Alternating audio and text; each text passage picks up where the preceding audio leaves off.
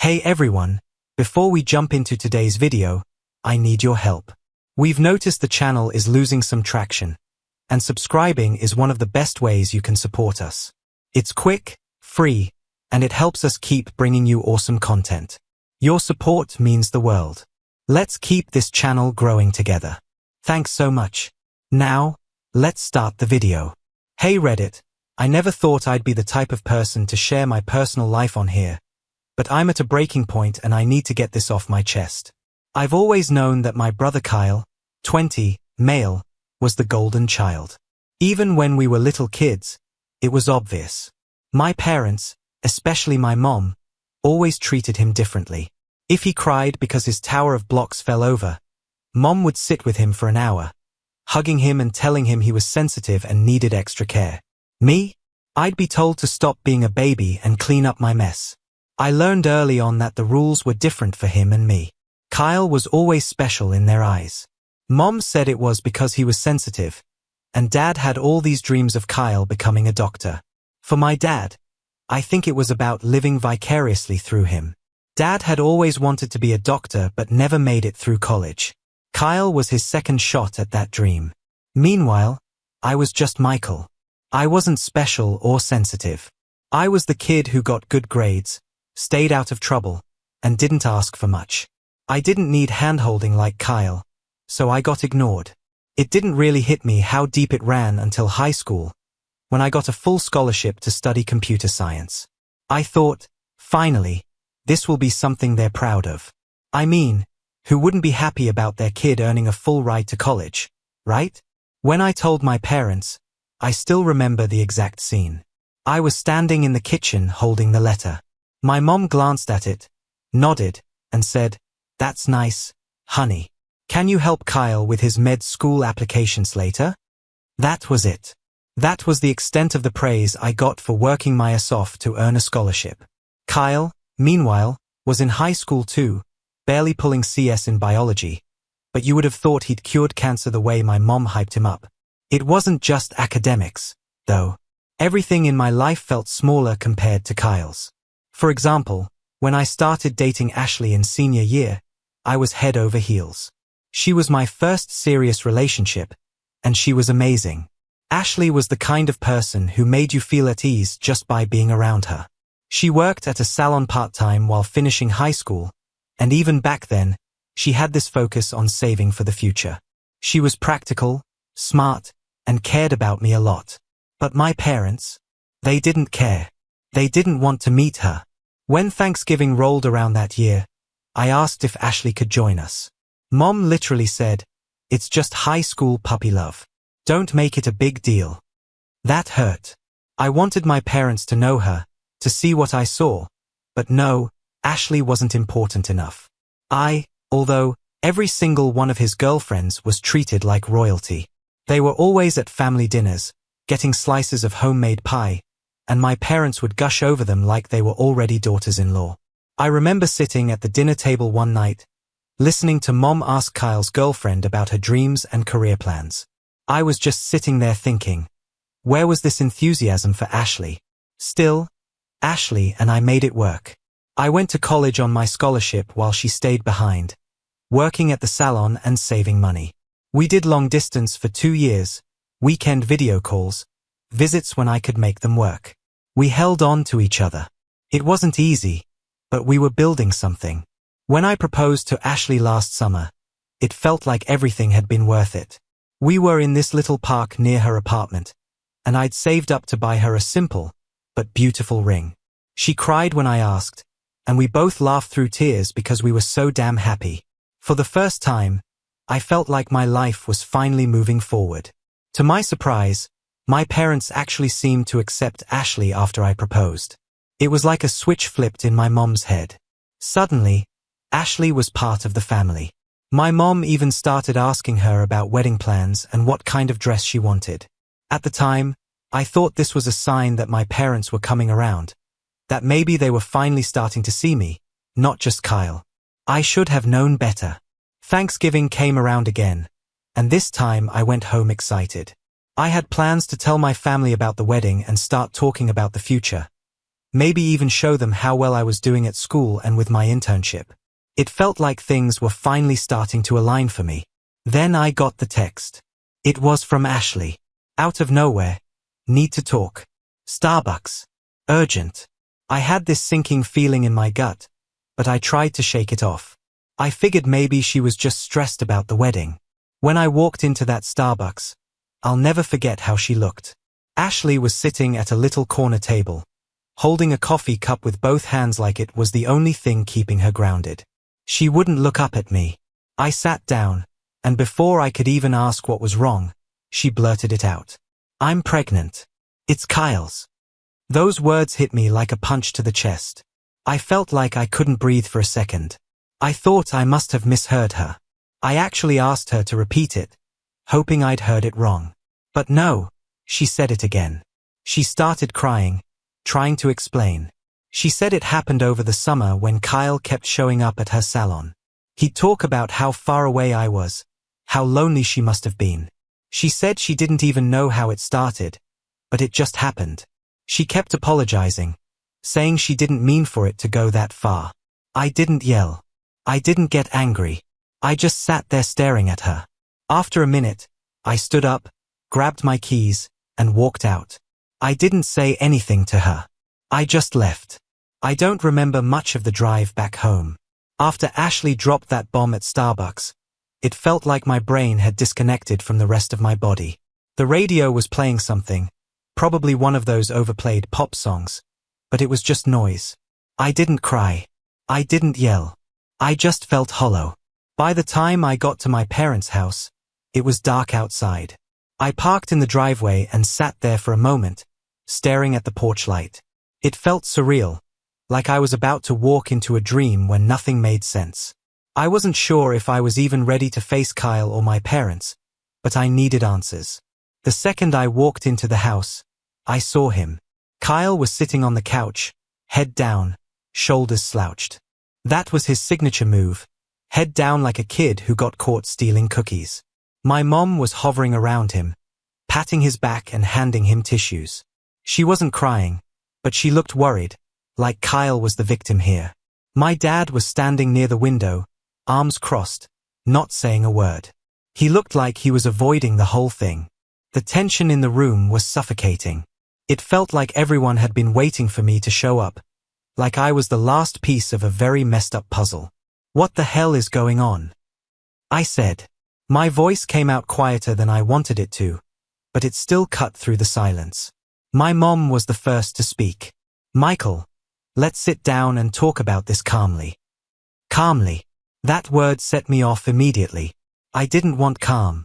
I wanted the truth. I wanted to know how my fiancée, the woman I'd planned a life with, ended up pregnant with my brother's kid.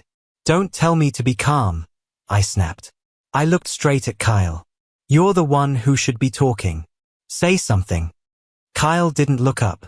He just mumbled something into his chest. I said it louder this time. Speak up. My mom jumped in like she was his lawyer. He's taking responsibility for his actions. Michael. This is a big step for him. He's going to be a father. I couldn't believe what I was hearing. A big step, like this was some achievement I was supposed to congratulate him for? I laughed, but it wasn't the funny kind of laugh. It was bitter. A father. I said. He can't even pass a basic biology class, and now you think he's ready to be a parent. I looked at my dad. He was still staring out the window like none of this concerned him. You have nothing to say, Dad. My dad turned to me finally, sighing like I was the problem here. They're young. Mistakes happen. Michael, if you really love Ashley, you need to let her go. They're having a baby. Let her go. Let her go. I repeated. I could feel anger boiling up inside me. That's your solution? Your son sleeps with my fiancée, and I'm supposed to just hand her over to him like it's no big deal? Don't talk like that, my mom snapped. This is a blessing, Michael. It's a sign. A sign of what? I interrupted her. That your precious son can't take responsibility for anything? That I'm just supposed to keep rolling over and taking it? Mom's face turned stern. Kyle made a mistake, but he's doing the right thing now. He's stepping up, and we need to support him as a family. As a family. That phrase broke something in me. I realized in that moment that I wasn't part of their family. Not really. I was just the backup kid. The one who did everything right but never mattered as much as Kyle. I looked back at Kyle. He still hadn't said a word. Not even a fake apology. He couldn't even lift his head. "You know what?" I said, my voice shaking. "Fine. You want to support him? You can. I'm done. I'm letting all of you go." My mom looked shocked. "Michael, don't say things you don't mean." "No, I mean it," I said. "You've made your choice. It's him. It's always been him." I turned around and walked straight to my room. I could hear my mom following me, still trying to talk me down, but I didn't care. I grabbed a suitcase from my closet and started throwing everything into it. Clothes, laptop, books. My hands were shaking so hard that I dropped a few things, but I didn't stop. "Michael, you're being rash," Mom said from the doorway. "This is your family." I turned to look at her, and for the first time, I didn't care what she thought. "No. You're his family. You stopped being mine a long time ago." She looked like she was about to cry, but I didn't feel bad. Not anymore. By the time I was done packing, my dad had shown up too. He stood next to my mom, his face set in that same disappointed expression he always gave me when I didn't fall in line. "You're overreacting," he said. "Overreacting." I repeated. "Your son slept with my fiancée, and I'm overreacting." I pushed past them both, dragging my suitcase out to the car. Neither of them tried to stop me. I think they thought I'd cool off and come back, but I knew better. This was it. I drove back to campus that night. It was a 3-hour drive, and I spent the whole time in silence. I didn't even play music. When I got back to my dorm, I sat on the bed and stared at the wall. Everything felt surreal, like I was watching someone else's life fall apart. The next morning, I changed my phone number. I deleted every single social media account and made new ones. I blocked my parents, Kyle, and Ashley. Every photo I had with her went into the trash. I didn't even look at them. I couldn't. Over the next few weeks, my friends noticed I was acting weird. They asked me about the wedding, and all I'd say was, "It's off. I don't want to talk about it." That was enough to shut them up. The only person I kept in contact with was Aunt Mary. She sent me a message a week later. "I heard what happened. I'm with you, nephew. They'll regret this someday. Trust me." At the time, I didn't care if they regretted it. I just wanted to disappear. The days after I cut my family off felt like I was floating in some strange limbo. I wasn't sad. I wasn't angry. I wasn't much of anything. I just woke up, went through the motions of class, and stayed up late at night staring at my laptop screen until I was too tired to think. I didn't let myself process what happened, because if I did, I felt like I might break. I went full-on robot mode. Wake up. Code. Class. Eat something, if I remembered. Repeat. I stopped talking to most of my friends. People asked why I wasn't bringing Ashley around anymore or what happened to the wedding, and I just said, "It's done. I don't want to talk about it." I didn't owe anyone an explanation, and I didn't feel like telling them about the absolute dumpster fire that was my life. I threw myself into coding and schoolwork like a man possessed. It was the only thing I could control. I'd always been good at programming, but now it was all I had to focus on. I started staying in the computer lab late into the night, building random projects and tweaking my own scripts just for the hell of it. If I wasn't working on school assignments, I was learning new languages or tinkering with cybersecurity software. Anything to keep my mind busy. My professors started noticing how much time I was putting in one of them. Professor Adams, who taught a cybersecurity elective, pulled me aside one afternoon and asked if I was interested in doing some research for a project he was working on. He didn't have funding to pay me, but he promised it would look good on my resume. I said yes without even thinking about it. I didn't care about the resume boost. I just needed something to do. Working with Professor Adams turned out to be the best thing that could have happened to me. He was a no-nonsense guy with a dry sense of humor, but he really knew his stuff. I spent every spare second in his office or the lab, learning about penetration testing, vulnerability scans, and encryption algorithms. For the first time in months, I felt like I was building something real, something that couldn't just be taken away from me. While I was burying myself in work, life back home was falling apart. I didn't know about it at first, of course, because I wasn't talking to anyone. But then Aunt Mary started reaching out. Aunt Mary is my mom's older sister, and she's always been the black sheep of the family. She never really got along with my mom, but she always liked me. I think she saw how my parents treated Kyle and couldn't stand it. Anyway, she was the only person I didn't block, and every now and then she'd send me a text or an email to check in. About 6 months after I cut everyone off, she sent me a message. Kyle flunked out of med school. Thought you should know. I stared at my phone for a long time. After I read that, I don't know what I expected to feel. Maybe satisfaction or vindication, but all I felt was numb. Of course he flunked out. He could barely handle high school biology, let alone med school. I put my phone down and went back to coding. Over the next few months, Aunt Mary kept me updated. Kyle didn't tell my parents about his failing grades until he was already kicked out of school. By then, he'd burned through most of the money my dad had saved for his tuition. My parents were furious at first, but they quickly shifted back into their usual routine of making excuses for him. My mom said Kyle was under too much pressure and needed time to figure himself out. My dad blamed the school for being too harsh. The truth was that Kyle never worked for anything in his life. So when things got hard, he just gave up. After dropping out, Kyle moved back home. He spent the first few months sitting around doing nothing while my parents coddled him. My mom made excuses for why he wasn't working. He's still processing everything, while my dad kept talking about second chances. Meanwhile, Ashley had given birth to a little girl. She was raising her on her own, mostly because Kyle couldn't be bothered to step up. He helped sometimes, but according to Aunt Mary, that usually meant my mom nagging him until he spent an hour or two with his kid. Hearing all this didn't make me feel better. If anything, it just reinforced what I already knew. My parents would always choose Kyle, no matter how badly he screwed up.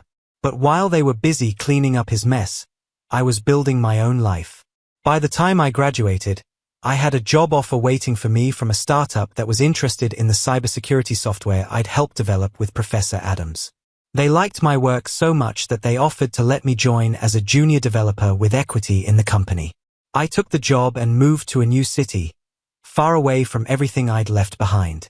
Those first few months at the startup were tough. I was working 12-hour days, living off instant ramen, and crashing on a mattress on the floor of my apartment. But I didn't care. I was doing something that mattered. The software we were building had real potential, and I was part of it.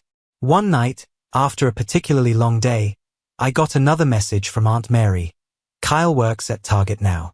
Mom's worried about him. They don't know what to do. I read the message, then put my phone down and stared at the ceiling. It wasn't like I was surprised. Kyle had spent his entire life being told he was special, and now he was facing the reality that he wasn't. I knew it wasn't my problem, but it still left me feeling weird. Not sad, exactly, just tired. I didn't respond to Aunt Mary that night. I didn't know what to say. A year later, my startup took off. The software we built caught the attention of some investors, and suddenly we were growing faster than any of us had expected. I was promoted to lead developer, which came with a nice salary bump and enough money to move into a proper apartment for the first time in years. I felt like I was in control of my life. I thought about my family less and less. They weren't part of my world anymore, and I was okay with that. Aunt Mary still checked in from time to time, but I didn't ask about Kyle or my parents. I didn't want to know. Then, for years after I walked out of that house, my phone rang. I didn't recognize the number, but something in my gut told me to answer it. It wasn't a number I had saved, and I didn't get many random calls these days. Most people reached me through email or Slack. So when I picked up and heard my mom's voice on the other end, I froze. "Michael," she said. Her voice cracked like she'd been crying for hours.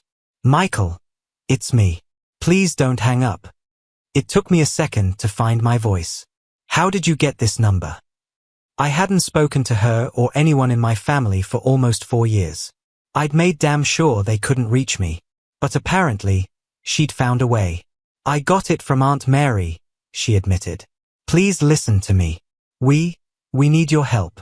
Things have been difficult. That word, difficult, felt like a gross understatement. But I didn't say anything. I just sat there, gripping my phone so hard my knuckles turned white. I should have hung up right then, but I couldn't. I don't know why. Maybe I just wanted to hear her out. Maybe some stupid part of me was curious about what they wanted. What's going on? I asked flatly. My tone was colder than I intended, but I didn't care. Mom let out a shaky breath, and her words came tumbling out like she couldn't hold them back anymore. We're in trouble, Michael. Your father's health isn't good. He's been to the hospital twice this year for his heart, and we've had to sell the house to cover Kyle's mistakes.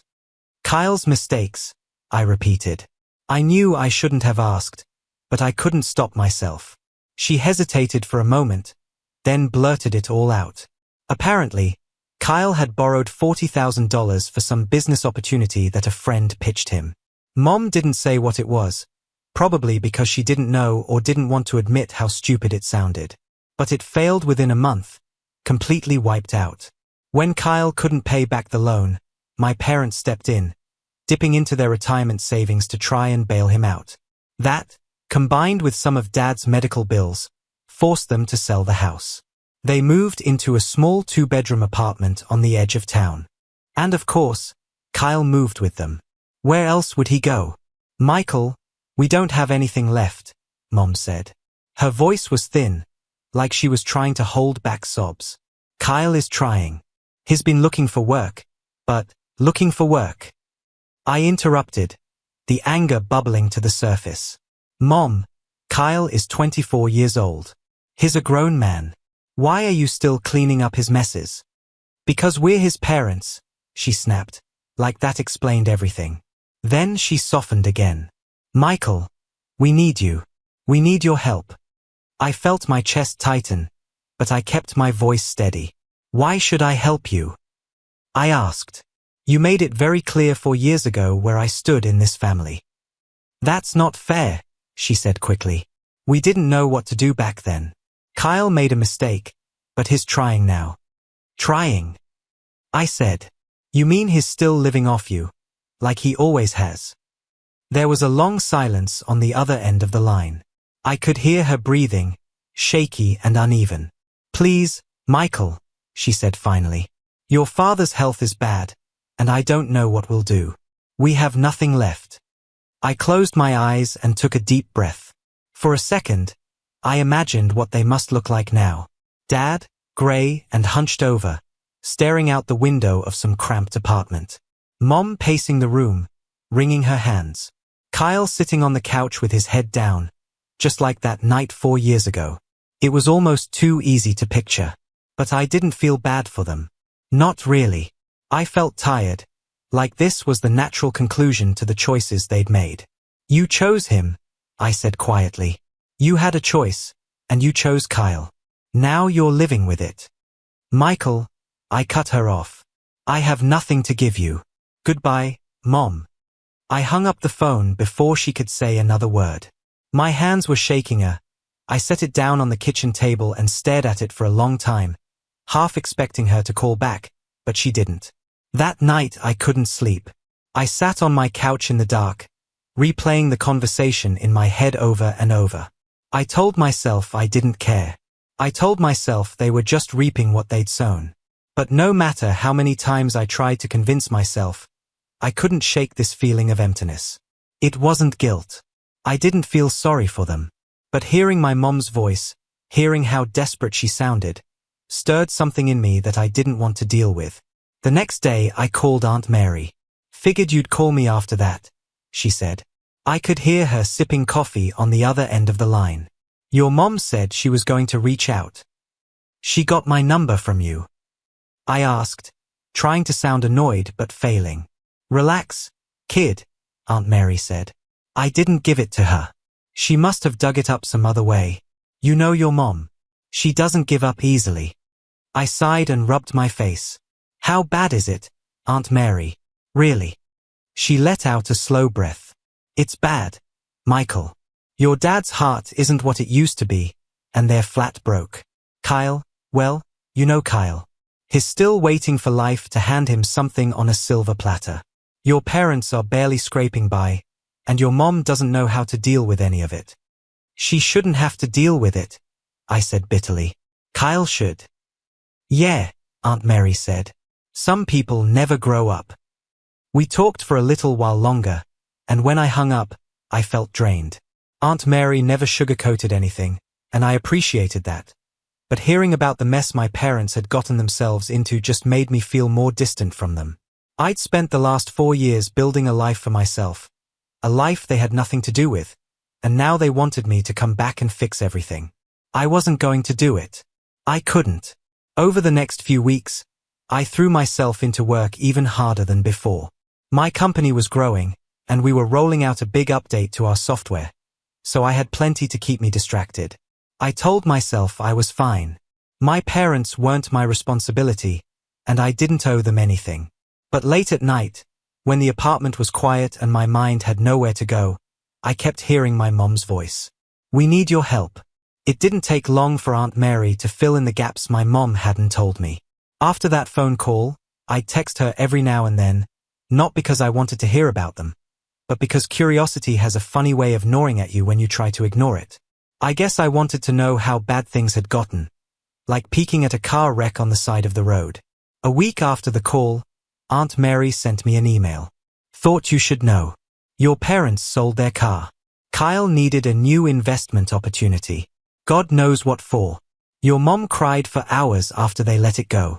I read that line over my morning coffee and shook my head. I shouldn't have been surprised. Selling their car sounded like exactly the kind of thing my parents would do, bending over backward to enable Kyle for the millionth time. The golden child could do no wrong, even when he was running them into the ground. Aunt Mary told me more as the weeks passed. Kyle had tried to jump into another business venture. Apparently some old friend of his convinced him he could make thousands selling refurbished electronics online. It didn't pan out. Of course it didn't.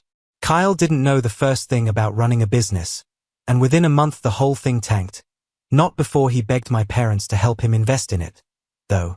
This time they didn't have the money to bail him out. Not after selling their car and already losing their house. Aunt Mary told me Kyle threw a tantrum when they said no, like a kid who'd been denied candy at the store. My mom still tried to console him, saying, "We'll figure it out, sweetie. Don't worry."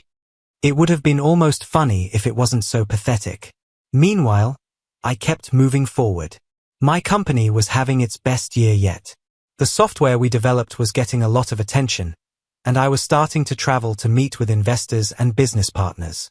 I bought a new car, upgraded to a bigger apartment. My life was finally starting to feel like my life, something I'd built from the ground up without my family's involvement or approval. I didn't tell anyone at work about my family. To them, I was just another guy who'd worked hard and gotten lucky. And maybe that's what I was. One day, about 3 months after that phone call, Aunt Mary sent me another email, and this one hit harder than the others. Your dad had another hospital visit. Heart again. He's stable, but it scared your mom half to death. She won't say it out loud, but I think she knows she's out of options. I sat there staring at my phone for a long time after I read it. My dad had always been the kind of man who looked invincible when I was a kid, even when he wasn't particularly warm or affectionate. There was a steadiness to him. The idea of him being sick, frail, even felt strange to me. But I didn't reach out. I couldn't. About a month later, Aunt Mary called. It wasn't like her to call. She usually just sent texts or emails, so I knew something was wrong. I answered on the second ring. "Hey, Aunt Mary," I said. "What's up?" She sighed on the other end. "Your parents are in worse shape than I thought." "What now?" I asked. "Your mom lost her job," she said. "They're living off scraps at this point. Your dad can't work anymore because of his health. And Kyle, well, you know Kyle. He's still home, unemployed, sitting on his ass while they scraped together rent money. I didn't respond. What was I supposed to say? Michael, Aunt Mary said after a pause, they're desperate. Your mom won't admit it to me, but I can tell. She keeps asking if I've talked to you, dropping little hints. I think she's hoping you'll come riding in to save the day. They're not my problem, I said quietly. I know, Aunt Mary replied, but she doesn't see it that way. We sat in silence for a few seconds before she added, I'm not telling you this to guilt you, Michael. I just thought you should know. Thanks for letting me know, I said. You're doing good for yourself, she added. Don't let them pull you back into their mess. I won't, I said. And I meant it. It was around this time that I got curious enough to look Kyle up online. I hadn't checked on him in years. Blocked accounts, no mutual friends, nothing. But I was curious. I opened a private browser and typed his name into Facebook. His profile was still public. His last post was from a few weeks ago. A photo of him sitting on my parents' couch, wearing sweatpants and holding a video game controller. The caption, taking it easy. Life's short, you know. The comments made me cringe. His old friends were still hyping him up. You deserve a break, man. You'll get there soon, bro. I closed the tab, disgusted. How could he still have people cheering him on when he'd done nothing with his life? Meanwhile, my parents were sacrificing everything just to keep him afloat. I thought about sending Aunt Mary a screenshot, but I didn't. There was no point. A few months later, the company I worked for closed a major deal. The payout I received as part of my equity share was enough to set me up for years. I celebrated with some coworkers, had a nice dinner, and then went home to my quiet apartment. I sat on my couch that night, thinking about how far I'd come. I had everything I'd worked for. Freedom, stability, a career I was proud of. But no matter how far I got, part of me still carried the weight of my family.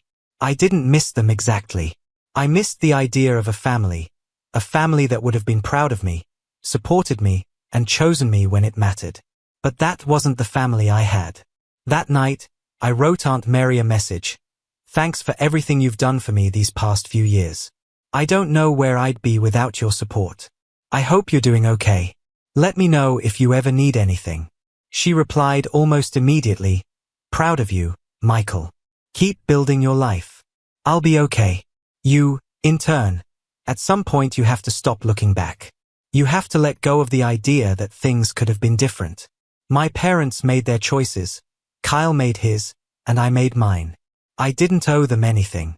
It had been almost 5 years since I walked away from my family, but sometimes it still felt like yesterday. The mess, the betrayal, the night I packed my things and left.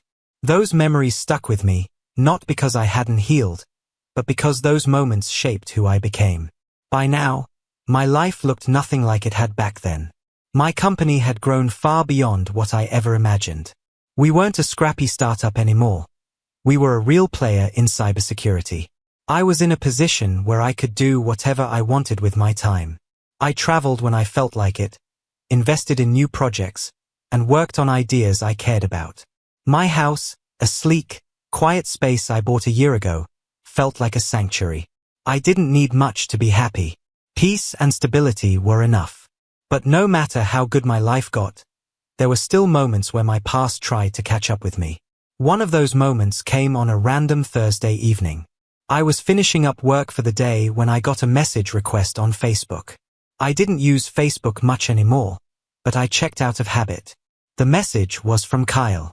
I stared at the screen for a long time, debating whether I even wanted to open it. Part of me said to ignore it, just delete it and move on. But curiosity got the better of me, and I clicked on it. His message was short.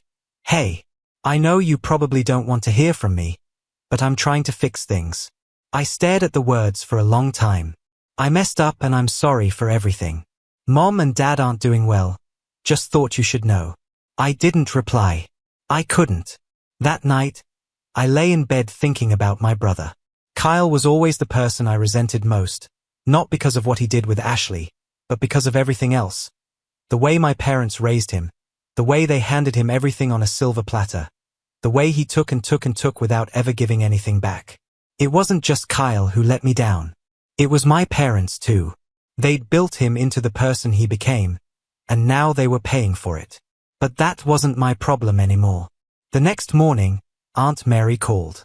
She didn't usually call unless it was serious, so I answered right away. "Michael, it's your dad," she said, her voice softer than usual, like she was bracing herself for my reaction. "He had another heart episode. It's bad this time. They don't think he's going to recover." I sat down at my kitchen table, the words sinking in. I didn't know what to say. "Your mom's a mess," Aunt Mary continued. "She's not handling it well. And Kyle, well, you know Kyle." I nodded, even though she couldn't see me. "What does she want me to do?" I asked. "She hasn't said anything," Aunt Mary replied. "But you know her. I think she's hoping you'll show up, that you'll be there for a moment." I thought about it. I thought about going back, sitting at my dad's bedside, seeing my mom, seeing Kyle. Maybe they'd all look at me differently this time. Maybe they'd regret how they treated me. But then I realized that wasn't what I wanted. I wasn't looking for closure. I wasn't looking for them to apologize. I'd made my peace a long time ago. "I'm sorry to hear about Dad," I said finally. "But I'm not coming back, Aunt Mary. I can't." She didn't try to argue with me. I figured as much. "You've done what you needed to do, Michael. Don't feel guilty for it." "I don't," I replied. And it was the truth. My father passed away a week later. Aunt Mary sent me an email to let me know. She told me there was a small funeral, mostly family and a handful of neighbors. Kyle was there, of course, standing next to my mom like nothing had changed. I didn't go. I thought about it, but in the end, I decided that showing up would do more harm than good. I had nothing to say to them, and I didn't want to pretend otherwise. My father was gone, and whatever I could have said to him had been left unsaid years ago. Instead, I spent that day working in my office, finishing a new project I'd been chipping away at. I didn't tell anyone what had happened at work. It was just another day, and honestly, I liked it that way. A few months later, I heard from Aunt Mary again. This time it was about my mom. "She's not doing great, Michael," she told me over the phone. "Losing your dad hit her hard. And Kyle, well, Kyle is still Kyle. He's living with her, but he's not helping. She's struggling to keep up with the bills." I took a deep breath, letting her words sink in. "And what does she want me to do?" I asked. "She hasn't asked for anything," Aunt Mary said quickly. "I'm just telling you because I thought you should know. You don't owe her anything, Michael. You've already given enough." I appreciated that about Aunt Mary. She never tried to guilt me or push me to do something I didn't want to do. She just told me the truth and let me decide what to do with it. "I'll think about it," I said, even though I already knew what my answer was. In the end, I never reached out to my mom. I thought about it a few times, especially after Aunt Mary's updates, but every time I did, I remembered how things had been. I remembered how I felt sitting in that living room while my parents defended Kyle. I remembered how they looked at me like I was the problem. Some people say family is everything, but I don't believe that. Family is only everything if they treat you like you matter. If they don't, then you're allowed to walk away. You're allowed to put yourself first. That's what I did. Years later, I was still building my life, still moving forward. I had a home, a career, and friends who felt more like family than my blood ever had. I didn't hate my parents or Kyle anymore. I didn't feel angry or bitter. If anything, I felt free. Sometimes, freedom doesn't come from winning. It comes from walking away.